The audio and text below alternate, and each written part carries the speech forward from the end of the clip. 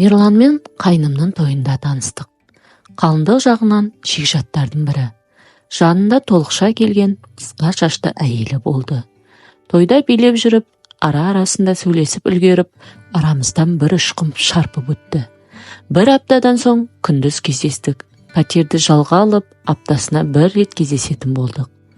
Бірде бұл жүрісімді күйеуім біліп қала жаздады. Ерлан хабарлама жазған еді. Соны оқып отыр едім. Күйеуім біреумен SMS жазып жүрсін бе деп бас салғаны. Ауа райы туралы кепті деп зорға құтылдым. Ал Ерлан маған төсекте жалынды, ыстық екенімді айтады.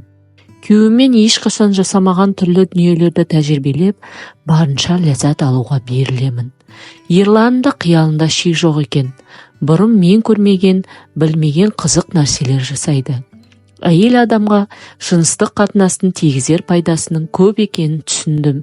Жалпы әйел затының құлазыған көңілін көтеретін де, жасартатын да төсек қатынас екен. Ерланмен кездескелі бері жадырап, жүзіме күлкі үйіріліп, бейне бір керемет сезімде ұшып жүргендей сезімдемін. Қыз бен жігіт болып жана танысып, жүріп жүрген кездегі балғын сезімдер қайтадан оянып, бақыттан басымның айналып жүргенін кімге айтарымды білмедім. Ерланмен кездескенде ғана өзімді нағыз әйел ретінде сезіне аламын. Осылайша 3 айдан кейін аяғым ауыр екенін білдім. Қуанарымды, не жыларымды білмедім, бірақ қуаныш басып кетті. Негізі күйеуіммен арада бір қызымыз бар.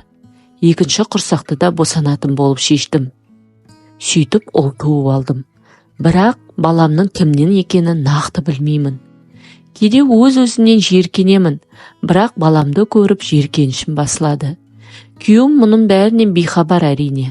Оның көзіне қарасам, кейде қуыстанамын. Жүктілік кезінде босанғасын Ерланмен қарым қатынасты үзуге тура келді. Бірақ оны жадымнан шығарған емеспін. Балам 6 айға толғанда өмірімде Ерлан қайтадан пайда болды. Өзімнің ішкі сезімдерімді өзім түсінбей әлекпін. Мен күйеуімді де сүйемін, Ерланды да сүйемін.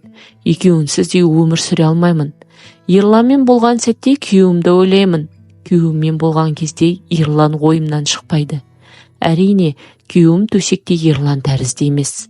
Дегенмен өзімді сыйлайды, жақсы көреді. Мені жазғыратын шығарсыздар, енді біреулеріңіз ұрсатын шығарсыздар. Менің жасаған әрекетім қате екенін білемін. Бірақ жүрегімнің қалауынан аса алмадым.